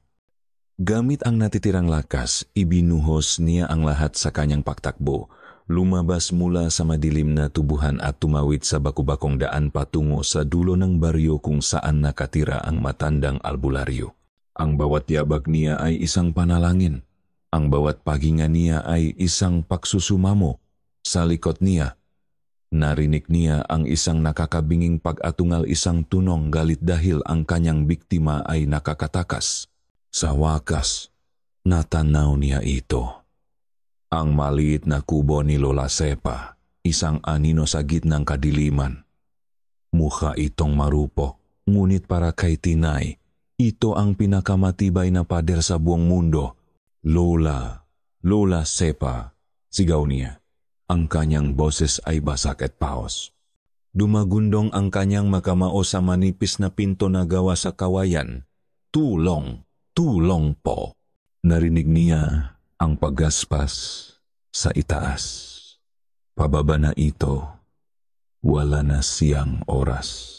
Lola, parating na siya. Buksan niyo po. Sa huling sandali, nang akala niya ay katapusan na, bumukas ang pinto. Isang pares ng magabutuhang kamay ang humila sa kanya papasok sa madilim na silid at kasabay nito, isang malakas na kalabok ang yumanik sa pinto. Isinasara ito mula sa halimaw sa labas. Napasupsop si Tinay sa sahig na lupa. Humahagulgol, nanginginig mula ulo hanggang paa. Tumahimik ka, iha. Sabi ngang pamilyar at kalmadong boses ni Lola Sepa. Ligtas ka. Salop nito. Dahan-dahang itinaas ni Tinay ang kanyang ulo. Ang loop ng kubo ay masikip at halos wala nang makita maliban sa liwanag ng isang maliit na kandila sa gitna. Ngunit habang nasasanay ang kanyang nga mata, napansin niya ang nga bagay-bagay, mga nakabiting tirintas ng bawang sa bawat sulok. Mga linya ng asin na maingat na ikinalat sa harap ng pinto at sa mga gilid ng maliliit na bintana. May mga kakaibang simbolo na iginuhit gamit ang uling sa mga poste ng kubo. Ang hangin ay mabigat sa amoy ng pinatuyong halaman, insenso, at ng isang bagay na matapang at maalat. Ito ay isang silungan, isang kuta. Inabutan siya ni Lola Sepa ng isang basong tubig. Inumin mo to. Sinunot ni Tinay. Ang kanyang makamay ay nanginginig pa rin. Pagkatapos, tumingin siya sa matanda. Ang kanyang mamatay punong matanong na hindi niya kayang bigkasin. Umupo si Lola Sepa sa isang maliit na bangkito sa harap niya. Alam ko, sabing ng matanda, sinasagot ang tanong sa kanyang mata. Matagal ko nang alam. Ang itay. Siya, ang sumpang pamilyang Santos. Pagpapatuloy ni Lola Sepa. Isang sumpa na naipapasa mula sa ama patungo sa anak na lalaki. Isang gutom na hindi mapapawi. Isang halimaw na nagtatago sa ilalim ng balat ng isang mabuting tao. Pero, ang agimat, bulong ni Tinay, hinahawakan ang kanyang lig. Naalala na wala na pala doon ang pekeng kwintas, ang tunay na agimat. Ang agimat na ginawa ng iyong ina ay ang tanging kumukulong sa halimaw sa lupniya, paliwanag ni Lola Sepa. Ang iyong ina, si Elena, isa siyang matapang na babae. Ang pag-ibig niya ang naging rehas ng kulungan. Ngunit nang siya'y pumanaw, humina ang agimat. Humina ang pananampalataya ng iyong ama. At ang halimaw ay nagsimulang makawala. Ngayon, lahat ay malinaw na. Ang pag-alis tuwing gabi, ang pagdurusa sa mukha nito, ang maaksidente. Ang kanyang ama ay hindi isang mamamatay tao. Siya ay isang taong may sakit. Isang taong may dalang sumpa at natatalo na siya sa laban. Kaya niya sinira ang agimat kanina. Tanong ni Tinay. Para tapusin na ang lahat, tumango si Lola Sepa. Isang bakas ng awa ang gumuhit sa kulubot nitong muha. Pagod na siyang lumaban, iha, at alam niyang habang tumatagal, mas lumalaki ang panganib na ikaw ang kanyang isunod. Isang malamig na takot ang muling gumapang sa puso ni Tinay. Ligtas po ba talaga tayo dito? Tanong niya. Ang kanyang boses ay nanginginig. Ang asin at bawang ay magpapahina sa kanya, sabi ni Lola Sepa. Ang madasal na nakasulat sa dingding ay pipigil sa kanya na makapasok. Ngunit, hindi na natapos ang matanda ang kanyang sasabihin dahil mula sa labas, sa gitna ng katahimikan ng gabi, narinig nila ito. Isang mababang ungol. Isang ungol na hindi galing sa lalamunan ng tao, kundi sa isang halimaw na punong galit at gutom. Isang tunog na tila gumagapang sa lupa at yumayanig sa pundasyon ng kubo. Sinundan itong isang malakas, nakakayaning nakalabok sa pinto. Buwam, ang buong kubo ay umuga. Ang manakasabit na babang ay umindayo. Ang apoy ng kandila ay halos mamatay. Hindi ito isang pagkatok. Ito ay isang paksalakay. Natakpan na sila nito at gusto nitong pumasok. Ang unang kalabok sa pinto ay sinundan ng pangalawa. Mas malakas, mas brutal. Boom! Boom! Ang manipis na kawayan at sawali na pintong kubo ay tila mamaliit na lang sa ilalim ng puwersa ng pag-atake. Naramdaman ni Tinay ang pagugangang sahig. Ang kandila ay kumislap. Nagpapahaba at nagpapaliit ng anino sa dingding sa labas. Ang halimaw ay umuungol, isang tunog na nakmumula sa kaibuturan ng isang nilalang na sinapian. Niyakap ni Tinay ang sarili, nanginginig. Ngunit si Lola Sepa ay nanatiling kalmado. Mabilis siyang tumayo. Kinuha ang isang garapon na may lamang na pinatuyong bawang. Agad siyang lumapit sa pinto at isinabok ang bawang sa kahabaan ng pasimano. Hindi siya makakapasok, sabi ni Lola Sepa. Ang kanyang boses ay may bahid ng pananampalataya. Ang mahalimaw na tulad niya ay ayaw sa linyang asin at bawang. Ito ang pumipigil sa kanila. Buom! Isang mas malakas na pagampas ang yumanik sa kubo. Gusto ko pong maniwala, bulong ni Tinay. Ang kanyang nga mata ay nanlalaki sa takot. Gusto kaniyang kainin. Iha, sabi ni Lola Sepa. Ang kanyang nga mata ay nananatiling kalmado. Pero mas gusto niyang kunin ang buhay mo para pawin ang gutom na ilang. Dekada na niyang dala. Isa ka sa pinakamalinis na kaluluwa sa pamilya niyo. Malaking kapangyarihan ang makukuha niya kapa nagtagumpay siya. Napatras si Tinay.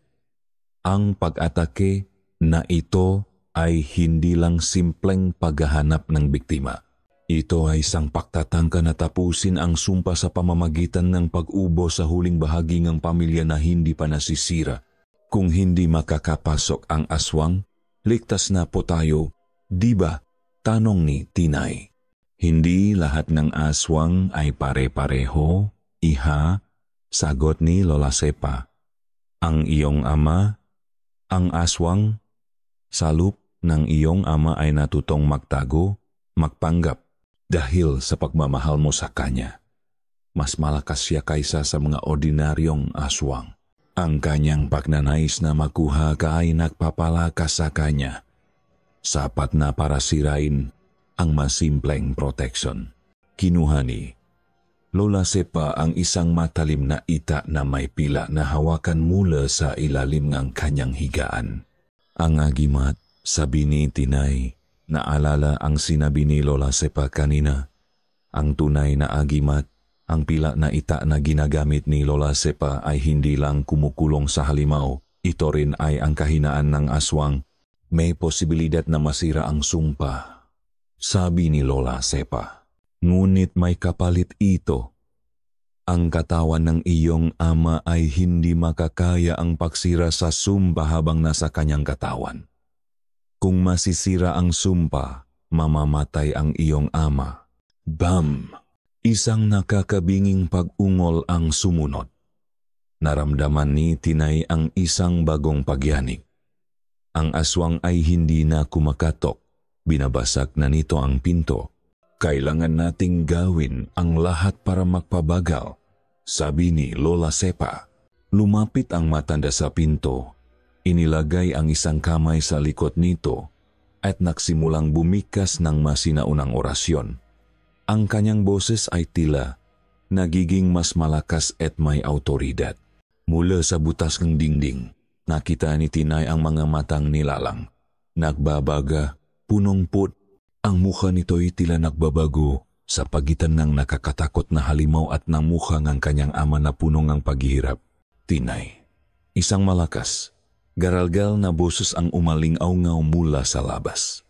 Anak ko, ito ang boses ni Tomas. Isang pagsusumamo, isang linyang nagpapahiwatig na ang tao sa lupa ay nagpupumilit pang lumaban.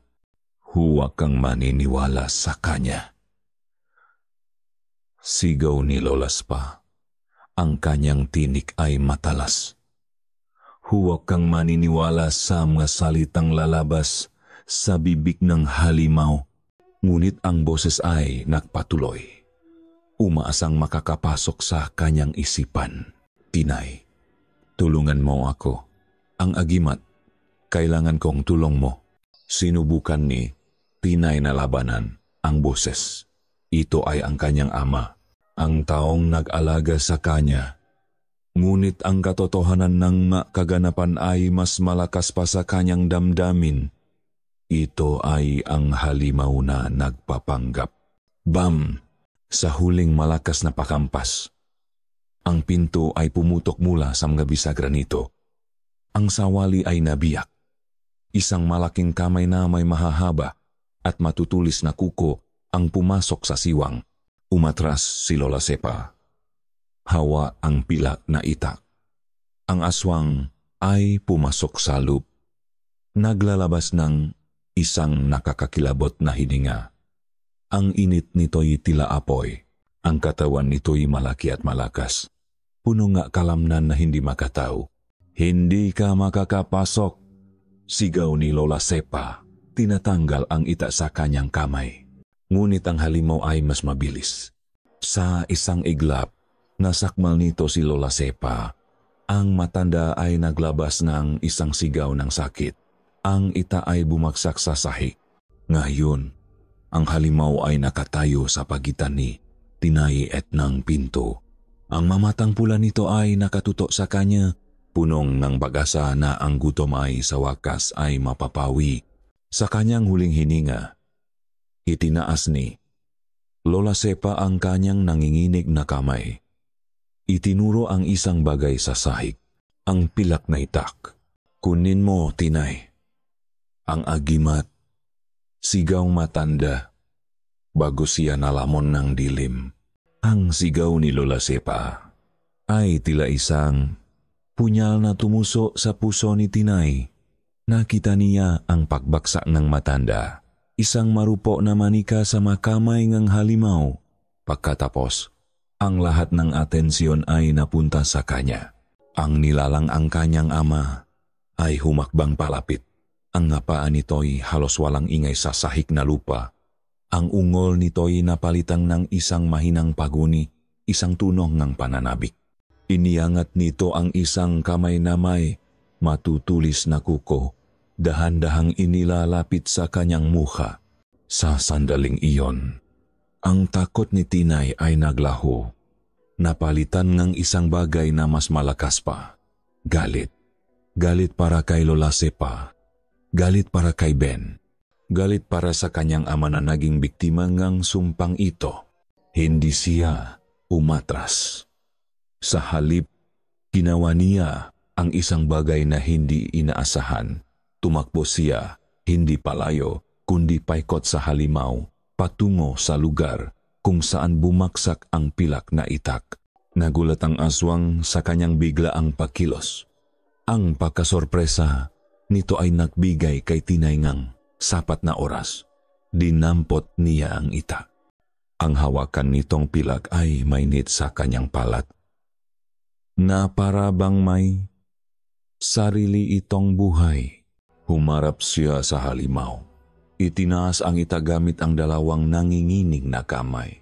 Lumayo ka, sigaw niya.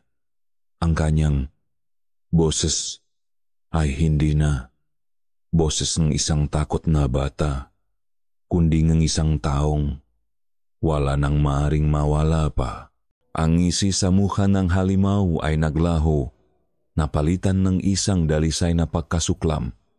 Isang nakakabinging atungal ang kumawala rito, isang tunok na yumanik sa mapundasyon ng kubo.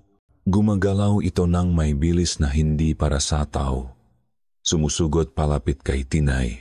Itinaas niya ang itak, halos mabuwal sa bigat nito, at iwinasiwas ng walang direksyon. Tumama ang dulo ng pila na talim sa braso ngang nilalang. Isang itim at mabahong usok ang lumabas mula sa sugat, at ang halimaw ay umungol sa sakit, isang patunay na ang sandata ay may bisa. Ngunit ang sakit ay tila lalo lang nagpaalap sa galit nito. Mas bumilis ang kilos nito. Iwinasiwas nito ang isang kamay, tinatamaan ang itak na hawak ni Tinay. Ang lakas ng pagtama ay nagpatalsik sa sandata mula sa kanyang magkamay. Lumipat ito sa kabilang dulo ng silit, kumalansing sa sahig. Wala na siyang panlaban. Naporong si Tinay hanggang sa ang kanyang likod ay tumama sa dingding ang kubo. Nasa harap na niya ngayon ang halimaw. Nakakulong siya. Ang mabahong hininga nito ay parang apoy sa kanyang balat. Itinaas nito ang dalawang kamay na may mga kuko, handa nang tapusin ang lahat. Napapikit si Tinay. Hinihintay ang katapusan. Ngunit hindi ito dumating. Nang imulat niya ang kanyang mata, nakita niya ang halimaw na nakatigil. Nakatitik ito sa kanya. Ngunit nang maktama muli ang kanilang nga mata, ang nga mata niyang punong luha, at ang nga mata nitong nagliliyap may nagbago. Sa isang iglap, ang apoyng gutom sa mga matang halimaw ay kumislap at tila bahagyang namatay. Salop ng nakbabagang bula, nakita ni Tinay ang isang kislap ng isang bagay na pamilyar. Nakita niya sa likod na maiyon hindi ang halimaw, kundi ang kanyang ama. Ang gamata ni Tomas, punoan ne pagdurusa, punoan ne pagsusumamo, punoan ne paginji ne tawad. Ang nilalang ay umungol, hindi sa galit, kundi sa sakit.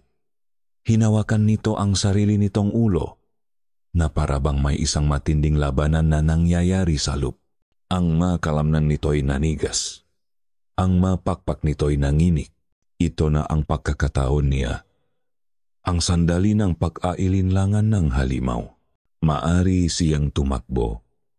Maari niyang subukang abutin muli ang itak. Ngunit alam niyang huli na ang lahat para doon. Sa halip, ginawa ni Tinay ang isang bagay na hindi kayang gawin ng takot, ngunit kayang gawin ng pag-ibig. Habang ang halimaw ay nagkakagulo, nakikipaglaban sa sarili nitong diwa, hindi siya tumakbo palayo. Lumapit siya.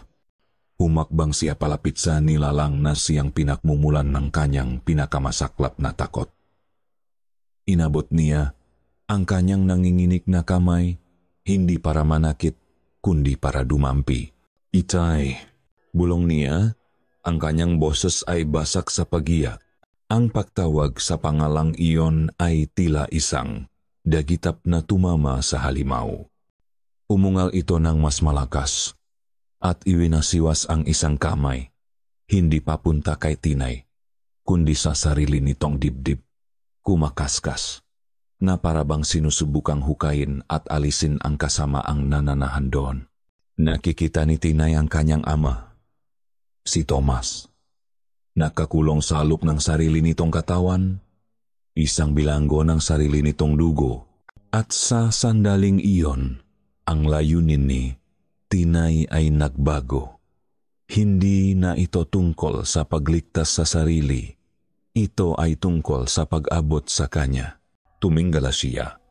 Diretso sa mamatang pula na punong pagdurusa. Ipinikit niya ang kanyang sariling mamata. Tinipon ang lahat ng natitirang lakas, lahat ng pagmamahal, lahat ng alaala ng amang nag-aruga sa kanya. Sumigaw siya ng buong puso, "Itay, lumaban ka." Ang sigaw ni Tinay ay tila isang susi na bumukas sa isang nakakandadong silid sa loob ng isipan ng halimaw. Ang masalitang "Itay, lumaban ka" ay hindi lang tunok. Ito ay isang pwersa, isang paalala ng pagkatao, isang angkla sa gitna ng isang marahas na karagatang ng kadiliman. Ang nilalang ay umungal. Isang tunok na ngayon ay nahahaluan ng matinding pagkalito. Binitiwan nito ang pag-atake at sa halip ay nagsimulang magwala. Binabayo ang sarili nitong dibdib. Kinakalmot ang sarili nitong mukha. Ang mamatang pula ay kumikislap ng paulit-ulit. Nagpapalit-palit sa pagitan ng gutom, ng halimaw at ng desperasyon ng isang ama. "Lumayo ka." Isang garalgal na boses ang lumabas. Sa bibig nito, boses ni Tomas, basak at puno ng pagdurusa, "Tinay, tumakbo ka na. Hindi ko na kaya." Ito ay ang kanyang ama. Lumalaban pa ito. Nagmamakaawa na iligtas ni Tinay ang kanyang sarili mula sa kanya. Ngunit bago pa man makakilos si Tinay, may isa pang puwersa na pumasok sa eksena. Isang puwersa na mas matanda pa sa sumpa, mas makapangyarihan kaysa sa gabi. Ang unang sinang araw, isang manipis na guhit ng kulay ginto ang tumagos sa mga siwang ng dingding ng kubo. At sa sandaling dumampi ang liwanag na iyon sa balat ng aswang, isang nakakabinging tili ang kumawala rito, isang tili hindi ng galit, kundi ng purong-purong sakit. Ang liwanag ay parang asido sa balat nito. Nagsimulang umusok ang anumang bahagi ng katawan nito na tinatamaan ng araw. Ang lakas nito ay biglang naglaho. Ito'y bumagsak sa sahig, nangingisay. Ang dambuhalang katawan nito ay nagsimulang magbago. Napilitan si Tinay na panoorin ang isang karumal-dumal na palabas. Ang mapakpa na parang sa paniki ay natuyo at tila naging alikabo. Ang makuko ay umurong pabalik sa madaliri. Ang mabuto ay lumaguto habang bumabalik sa tamang pwesto. Ang balat na kulay abo ay dahan-dahang bumalik sa kulay ng tao. Ang pakbabagong anyo ay mas masakit pa kaysa sa nauna. Ito ay isang marahas na pagbabalik sa realidad. At sa bawat segundo, ang maungol ng halimaw ay unti-unting nagiging magadaing ng isang tao. Nang matapos ang lahat at ang liwanag ng araw ay tuluyan, nang pumasok sa kubo, ang halimaw ay wala na. Ang naiwan sa sahig, sa gitnang nga patay na kandila at mga basak na gamit, ay si Tomas Santos. Hubad, nanginginig, at punong nga sugat na siya mismo ang may gawa. Ang agimat sa kanyang lig, ang tunay na agimat na ginawa. Ang kanyang asawa ay basag na. Ang itim na bato ay naging abo. Dahan-dahan niyang iminulat ang kanyang nga mata. Hindi na pula. Ang maitoyang mga mata ni Tomas, punong luha at ng isang kalungkutang hindi kayang sukatin. Tumingin siya kay Tinay na nakatayo pa rin sa gilid, hawak ang hininga. "Patawat, anak." Bulong ni Tomas. Isang pata ng dugo ang dumaloy mula sa gilid ng kanyang bibig. "Patawat." Iyon na ang huli niyang sinabi. Ang kanyang mata ay nagsimulang pumikit. Ang kanyang katawan ay tuluyan nang bumigay sa pagod at sakit. Sa sandaling iyon ang nakakabinging katahimikan sa pagitan ng mag-ama isang malakas na ingay ang bumasak dito. Ang masigaw at yabang taong paparating, ang matanot ng baryo na naalarma sa maatungal at sigawan kanina ay narito na. Bumukas ng malakas ang pinto at isang grupo ng kalalakihan, armadong maita at sulo, ang pumasok sa kubo. Ang kanilang pinuno ay si Tio Romy. Natigilan sila sa kanilang nakita. Isang kubo na basak. Ang katawan ni Lola Spa nawala ng buhay sa isang sulok. Si Tinay na umiya at puno ng galos. At sa gitnang lahat, si Thomas na hubad at duguan. Hindi nila nakita ang aswang. Hindi nila nakita ang labanan. Ang nakita lang nila ay ang resulta. Isang eksena ngang kabaliwan at karahasan. Ang mga mata ni Tio Romy na puno ng galit dahil sa pakawalang kanyang anak ay nag-apoy. Tumingin siya kay Thomas. Pagkatapos ay kay Tinay at bumuo ng sarili niyang kwento, sarili niyang katotohanan. Walang sinuman ang nagsalita. Walang sinuman ang nagtanong. Ang hatol ay naibigay na sa katahimikan. Dahan-dahan, itinaas ni Tio Romy ang kanyang makintap at matalas na bolo. Ang tuno na sumunod ay hindi ko na malilimutan. Hindi ang sigaw, hindi ang pagmamakaawa, kundi ang tuno ng bakal na tumama sa laman, isang tuno na maikli, basa at pinal. Ipinikit ko ang aking mga mata sa sandaling iyon. Ayokong makita, ngunit ang tunok ay sapat na. Nang imulat kong muli ang aking mga mata, tapos na ang lahat. Ang baryo ay gumawa ang sarili nilang katarungan sa ilalim ng liwanag ng umaga. Ang kwento na kanilang binuo ay mas simple at mas madaling tanggapin kaysa sa katotohanan. Sinabi nila na si Tomas Santos, ang bagong salta, ay nabaliw sa kalungkutan dahil sa pagkamatay ng kanyang asawa. Sa kanyang pagkabali, pinatay niya si Lola Sepa na pinaghihinalaan niyang mangkukulam. Sinubukan din daw niyang patayin ang sarili niyang anak, ngunit dumating ang matanot sa tamang oras. At sa huli, sa harap ng kanyang makrimen, kinitil niya ang sarili niyang buhay gamit ang itak ni Tio Romy. Isang magandang kwento. Malinis. Walang halimaw. Walang sumpa. Isang simpleng trahedya lang, isang taong nasiraan ng bait. Kinupkop akong pamilyang kapitang baryo. Pagkalipas ng isang linggo, dinala nila ako sa isang ampunan sa siyudad, malayo sa Remedios. Malayo sa mga alaalang kahit kailan ay hindi ko matatakasan. Si Paeng ay hindi na muling nakita. Matapos siyang mapagbintangan at bagbugin, naglaho na lang siya na parang bula. Siguro'y nakahanap siya ngang ibang baryo kung saan maari niyang ipagpatuloy ang pagbebentang. Kanyang nga pekeng anting-anting at mga kasinungalingan. Ang baryosta, Remedios, ay dahan-dahang bumalik sa dati. Ang manawawala si Pinsan Ben, si Mang Cardo ay idineklara na lang ng mga biktima ng pakabalimang aking ama. Ang kanilang makatawan ay hindi na natakpuan. Ang tubuhan ay itinuring na masamang lugar. Isang lugar na dapat iwasan, lalo na sa gabi. Ang mga pilat ng baryo ay natakpan ng alikabok at ng magabagong tanim, ngunit alam kong naroon pa rin sila. Sa ilalim ng lupa, 20 taon na ang nakalipas. Nakatira na ako ngayon sa isang maliit na apartment sa Maynila. Ang parehong siyudad na tinakasan namin noon. Mayroon akong simpleng trabaho sa isang opisina. May mga kaibigan ako, ngumingiti ako, tumatawa. Nabubuhay akong isang normal na buhay. O iyon ang sinusubukan kong paniwalaan.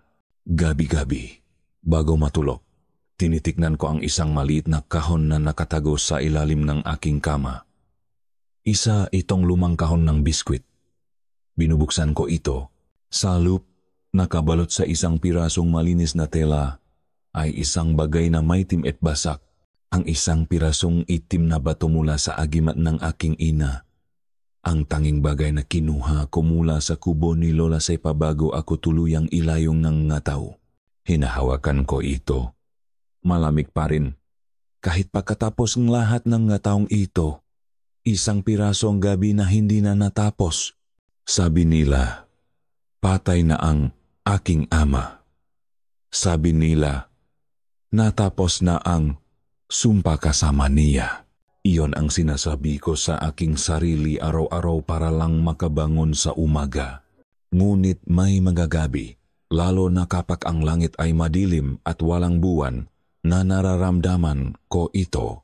Isang bagay na pamilyar, isang bagay na malamig at gumagapang sa aking mga ugat, isang gutom na hindi para sa pagkain, isang pagnanais na tumakbo sa ilalim ng kadiliman, maramdaman ang hangin sa aking balat, at sumigaw sa buwan na hindi ko makita.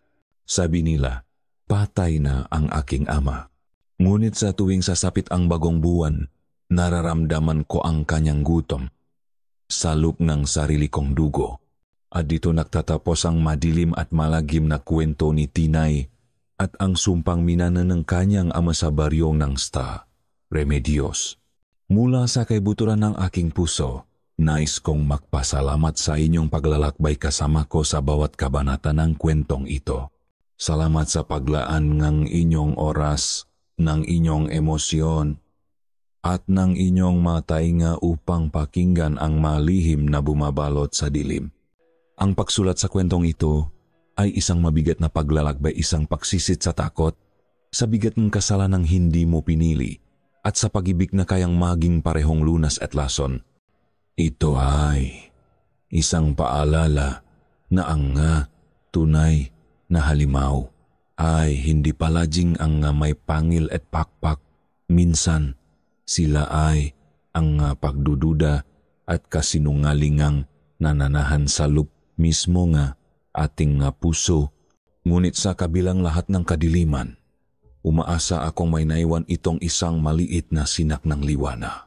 Ang liwanag ng pag-ibig ng isang ama na hanggang sa huling sandali ay sinubukang lumaban. Ang liwanag ng katapangan ng isang anak na sa gitna ng takot ay piniling unawain ang halimaw sa halip na basta na lang itong kamuhian. Ngayon, nais kong marinig ang inyong tinig. Ano ang inyong naramdaman habang nakikinig sa kwento ni Tinay? Ano ang maaral o salubin na nanatili sa inyo? Inaanyayahan ko kayong ibahagi ang inyong komento sa ibaba. Ang bawat isa ay mahalaga at lubos kong pinapahalagahan. Hanggang sa susunod nating paglalakbay sa mundong kababalagan. Muli, maraming salamat.